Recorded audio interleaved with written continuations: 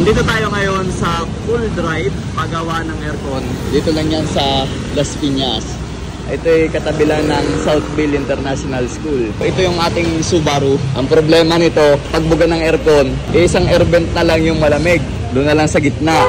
Chinek ni Kuya, mahina na daw yung freon. Kasi nababawasan, malamang may leak yun. Anong findings mo? May nakita akong leak dito sa may fittings ng compressor. Ito to. Basa. Pinalitan natin ang o-ring.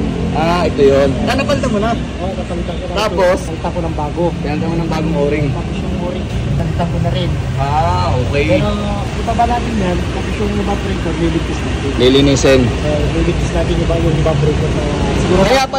Kaya pala inabot ng 1 buwan at kalahati kasi may leak na konti. Binaba natin yung evaporator para malaman natin kung may tagas yung evaporator para ma-double check din. So yan yung evaporator, lilinisin muna kasi puro puro lumot na. Pagkatapos niyan, ililigtis na. Pag yan may tagas, aray ko po. Ganito silang mag-leak test. Ayan o, pinundin niya yung mga in and out. Pinadaan dito. Tapos ayan, nasa nitrogen. Yan yung magsusupply ng pressure.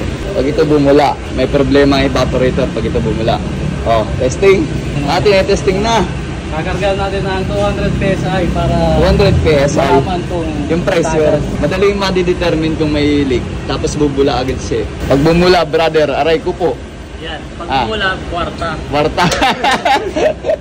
Yan. Ayun o. Ayun na. Positive. Danaw. Positive, may tagas. Ayun o. May tagas kaya mali. Yan yung kwarta. Pinagtatagasan ng freon. Positive, kwarta. So, ito na yung spare parts. Bago.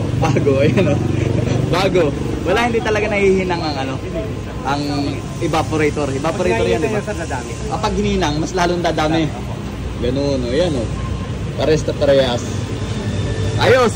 Kakabit na. Tinitis niya yung pressure kung may leak. And then pag okay na siya, talagay niya ng pressure tapos titest niya yung pula kung may leak.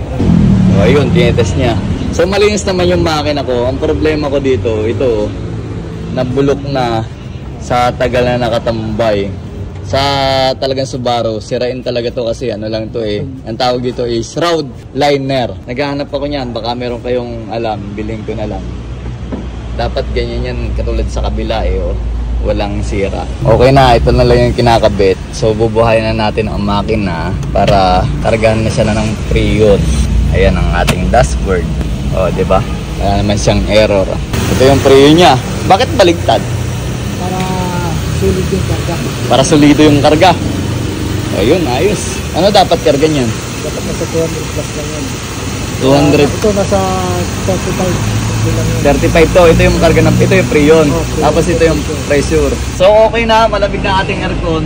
Kumukurot na sa balat yung lamig. Ayan nagmamoist na nga. Tapos ito yung binayaran natin. Siyempre mura pa rin dito sa Cool Drive. Ayan. 5,000 binigyan akong discount yung evaporator tapos 3,500 yung labor kasi nga mahal yung freon. Aray ko, swerte yung makakabili nito. Pinaganda ko na tapos bago pa yung evaporator, di ba? Abangan nyo, ibebenta ko na to.